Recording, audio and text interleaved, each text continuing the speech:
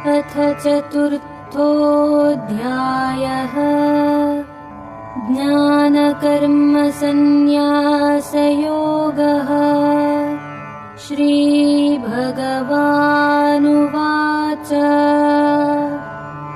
इमं विवस्वते योगं प्रोक्तवानहमव्ययम् विवस्वान्मनवे प्राह मनुरिक्ष्वाकवे ब्रवीत्।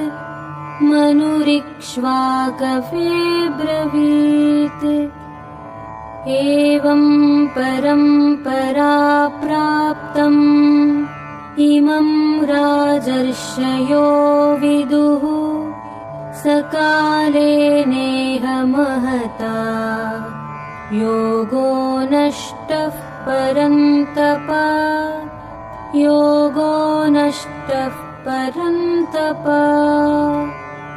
स एवायं मया तेद्य योगः प्रोक्तः पुरातनः भक्तोऽसि मे सखा चेति। रहस्यं ह्येतदुत्तमम्।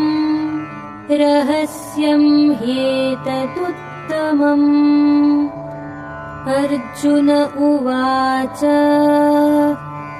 अपरं भवतो जन्म परं जन्म विवस्वतः कथमेतद्विजानीयाम् त्वमादौ प्रोक्तवानिति।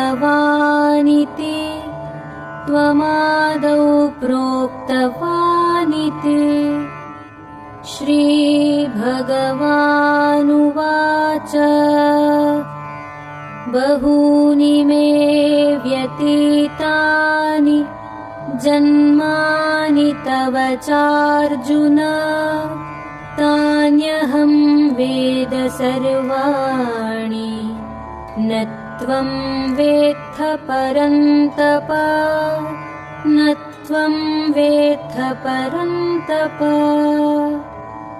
अजोऽपि सन्नव्ययात्मा भूतानामीश्वरोऽपि सन् प्रकृतिं स्वामधिष्ठाय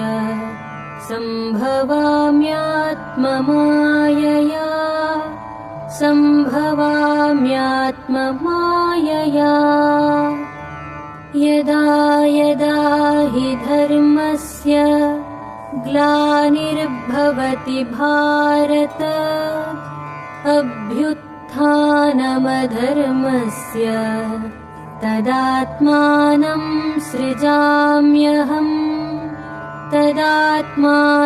सृजाम्यहम्। परित्राणाय साधूनां विनाशाय च दुष्कृतां धर्म संस्थापनार्थाय सम्भवामि युगे युगे।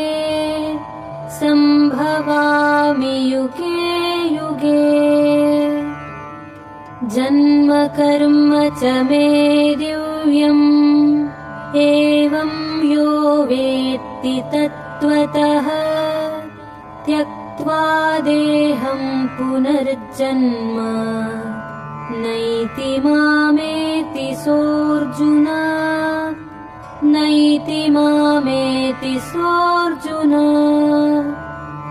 वीतरागभयक्रोधाः मन्मया मामुपाश्रिताः बहवो ज्ञानतपसा पूता मद्भावमागताः।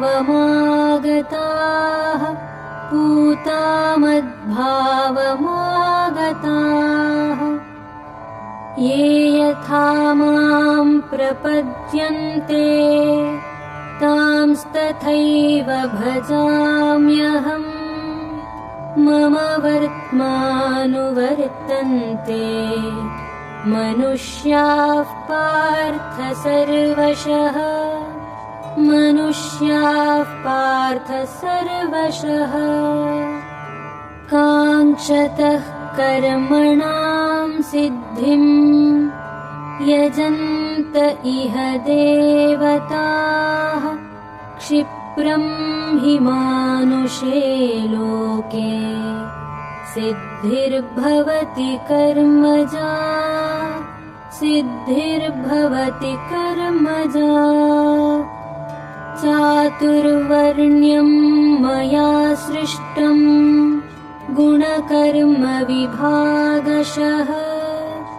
तस्य कर्तारमपि मां विद्यकर्तारमव्ययम् विद्यकर्तारमव्ययम्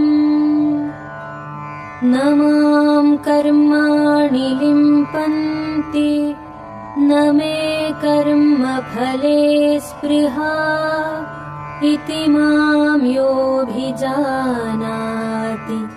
कर्मभिर्न स बध्यते कर्मभिर्न स बध्यते एवं ज्ञात्वा कृतं कर्म पूर्वैरपि मुमुक्षुभिः कुरु कर्मैव तस्मात् त्वं पूर्वैः पूर्वतरं कृतम् पूर्वैः पूर्वतरं कृतम् किं कर्म किमकर्मेति कवयोऽप्यत्र मोहिताः तत्ते कर्म प्रवक्ष्यामि यज्ञात्वा मोक्ष्यसे शुभात् यज्ञात्वा मोक्ष्यसे शुभात् कर्मणो ह्यपि बोद्धव्यं च विकर्मणः अकर्मणश्च बोद्धव्यम् गहना कर्मणो गतिः गहना कर्मणो गतिः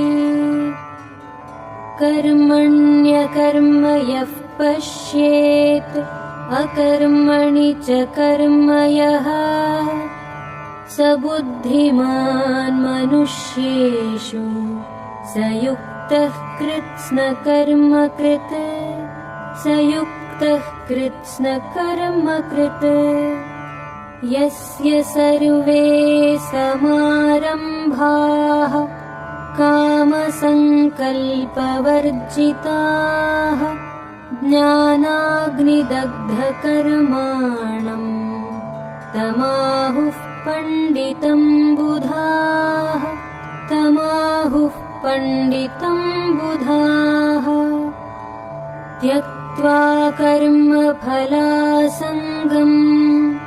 नित्यतृप्तो निराश्रयः कर्मण्यभिप्रवृत्तोऽपि नैव किञ्चित् करोति सः नैव किञ्चित् करोति सः निराशीर्यत चित्तात्मा त्यक्तसर्वपरिग्रहः शारीरं केवलं कर्म कुर्वन्नाप्नोति किल्बिषम् कुर्वन्नाप्नोति किल्बिषम् यदृच्छालाभसन्तुष्टः द्वन्द्वातीतो विमत्सरः समसिद्धावसिद्धौ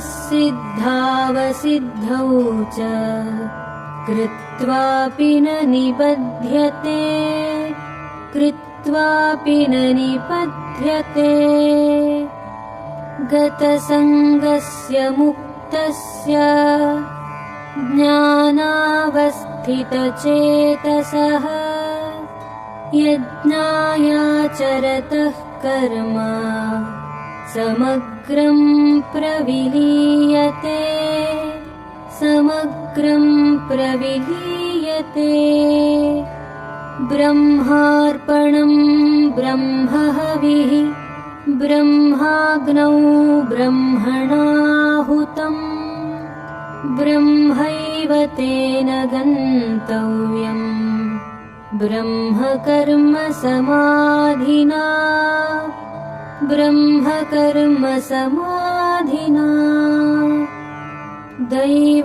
दैवमेवापरे यज्ञम् योगिनः पर्युपासते ब्रह्माज्ञावपरे यज्ञम् यज्ञेनैवोपजुह्वति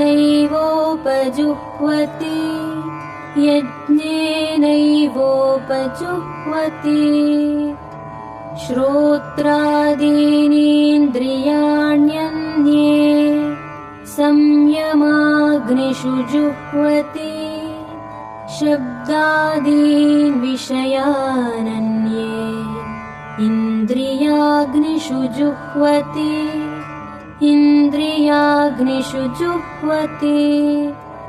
सर्वाणीन्द्रियकर्माणि प्राणकर्माणि चापरे आत्मसंयमयोगाग्नौ जुह्वति ज्ञानदीपिते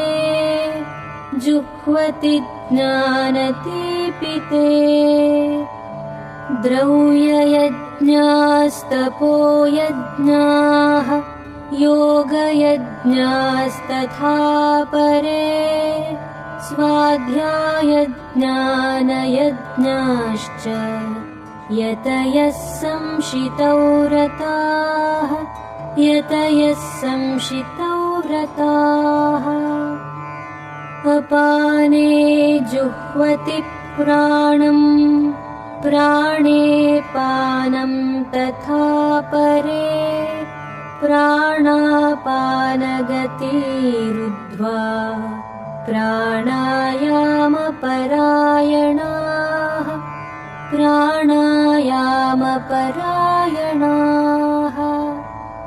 अपरे नियताहाराः प्राणान् प्राणेषु जुह्वति सर्वेऽप्येते यज्ञविदः यज्ञक्षपितकल्मषाः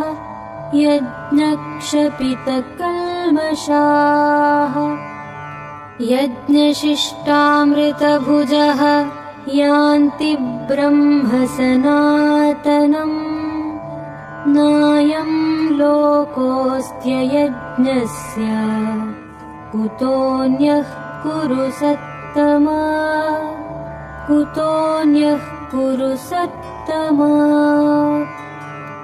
एवं बहुविधा यज्ञाः वितता ब्रह्मणो मुखे कर्मजान् विद्धितान् सर्वान् एवं ज्ञात्वा विमोक्ष्यसे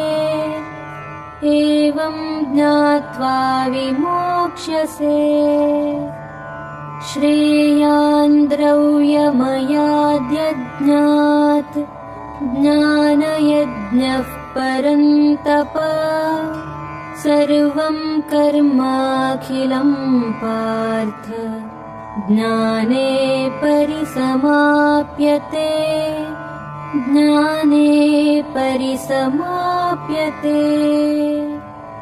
तद्विद्धि प्रणिपातेन परिप्रश्नेन सेवया उपदेक्षन्ति ते ज्ञानम्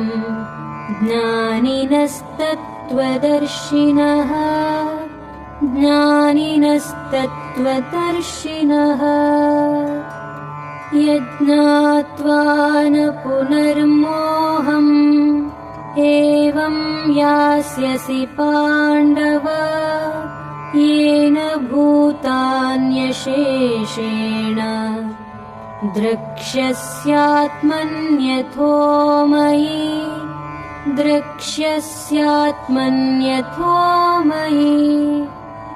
अपि चेदसि पापेभ्यः सर्वेभ्यः पापकृत्तमः सर्वं ज्ञानप्लवेनैव वृजिनं सन्तरिष्यसि वृजिनं सन्तरिष्यसि यथैधांसि समिद्धोऽग्निः भस्मसात् कुरुतेऽर्जुन ज्ञानाग्निः सर्वकर्माणि भस्मसात् कुरुते तथा भस्मसात् कुरुते तथा न हि ज्ञानेन सदृशं पवित्रमिह विद्यते तत्त्वयं योगसंसिद्धः कालेनात्मनि विन्दति कालेनात्मनि विन्दति श्रद्धावान् लभते ज्ञानं तत्परः संयतेन्द्रियः ज्ञानं लब्ध्वा परां शान्तिम् अचिरेणाधिगच्छति अचिरेणाधिगच्छति अज्ञश्च श्रद्धधानश्च संशयात्मा विनश्यति नायं लोकोऽस्ति न परः न सुखं संशयात्मनः न सुखं संशयात्मनः योगसन्न्यस्तकर्माणम् ज्ञानसञ्छिन्नसंशयम् आत्मवन्तं न कर्माणि निबध्नन्ति धनञ्जय निबध्नन्ति धनञ्जय तस्मादज्ञानसम्भूतम् हृत्स्थं ज्ञानासीनात्मनः चित्त्वैनं संशयं योगम् आतिष्ठोत्तिष्ठ भारत आतिष्ठोत्तिष्ठ भारत।